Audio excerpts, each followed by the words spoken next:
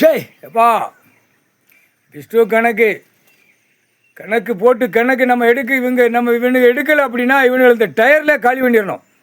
இன்று நாள் நீதிமன்றத்துக்கு டயரில் ரத்தக்காவு அது ஆட்டா முடிய நான் அங்கே கொடுத்துருவேன்.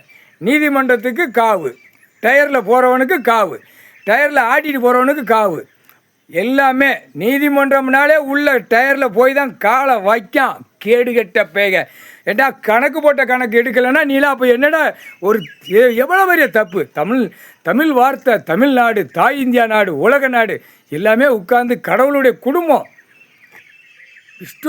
விஷ்ணு கணக்கு போடுறா சிவன் குடும்பம்.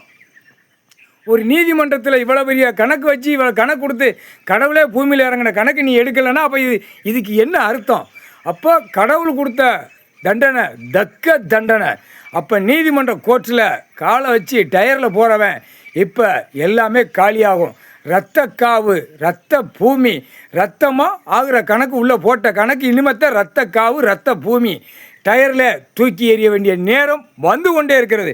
நீதிமன்றம் கையை தூக்காமல் இன்னும் மடக்கி நிற்கணும்னு நீ நினைக்காத. முக்கால் சத்தியம் கணக்கு போட்டாச்சு.